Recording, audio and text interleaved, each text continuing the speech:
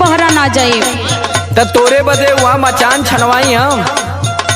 अरे धूप से हमके एलर्जी बना, एकदम स्किन खराब हो जाला। अरे हम जाने थे कि तय हालैंड से आयली। चलो काटा के क्यों सुना सुना तो सुनत बारह झर गल। गेहूं काटब ना करौले बानी सैया फेसियल। तो काहे न गौआ ब्यूटी पार्लर खोल लेती है।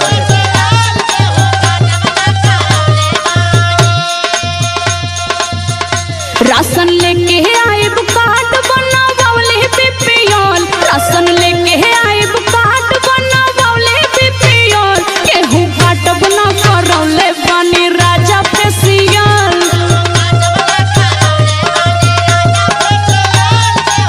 यही से ना दिक्कत बा, अब मजबूरी समझते नहीं बड़ा। तू केहर फेशियल करैले लगत तोखे मुस्कनवा ब्यूटी पार्लर वाली फसैले है, वह लूटत है। अरे वो दिखेला थोड़ो ना, निखार आवेला न बस। अरे वो तो तू ऐसा नहीं, अगर गोर रहती तो फूक देती घरवा। गाँवे का एक भी आदमी कह दे कि तोरे चेहरा पे फेशियल का असर है। अरे 3-4 दिन बाद ना असर होला, अभी तो कल ये करा के नहीं सुना बा। रह तू गोरे छछु ना रोता का कर तू, रह तू गोरे छछु ना रोता। अभी है कहबा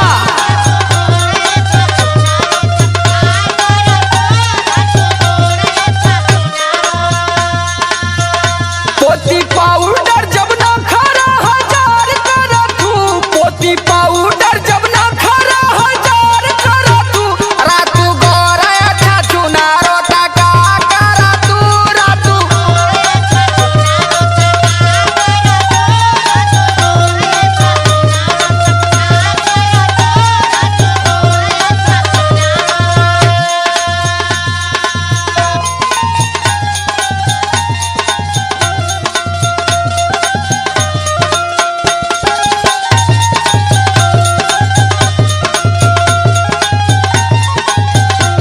सुना। और एक ठे परेशानी न बा, तोहरा पता ना हो। बोल बोल बोल, तोर कोनो परेशानी हमसे छूटल है? सुना सुनबा तब ना, काहे ना छुपल बा। सुनाओ सुनाओ। जइबो ना खेत में,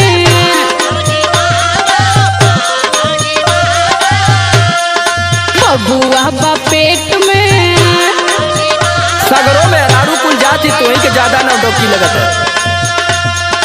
जइबो ना खेत में, बबुआ बा पेट में।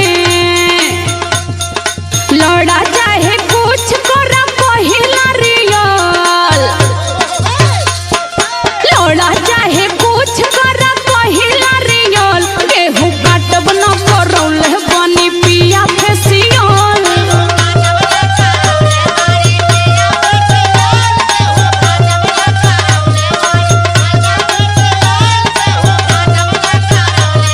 बहुत महंगा है, सहनाज का है, सोच लिहा। तब हम कहीं कुंडवा में का सरसोईया का भैल कर तू सहनाज का मसाज करवाओ। देहिला जब हमने दहीना तब तोरे समझ में आवाला। अब तक कुछ साफ हो गईली मसाज फसाज करवाए के। हाँ नहीं तो जब तू आयल रही ना, अरे बाप रे बाप। और तू जबले हंसत ना रही ना, तबले हम देखी ना पाई कि कहाँ है। अरे तो जब आवे करा तबे 2 दिन पहले में करौले रहली ना। अरे सुन तू कैसे रहली, बतावा। आइल रहली कौआ,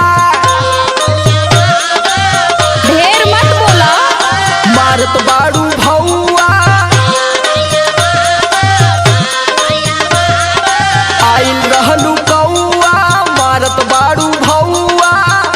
सुना समार या लोक से तू अब लड़ा तू, समार या लोक से तू अब लड़ा तू। रातू गोरा छछु ना रोता का कर तू, रातू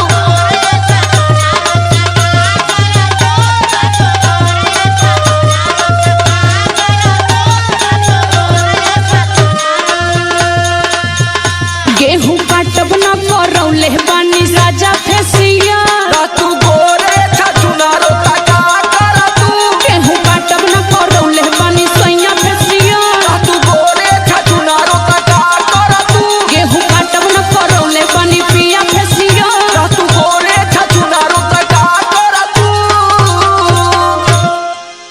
अरे तावा के तनु मजाई, स्टीले का थरिया थोड़ी हो जाई।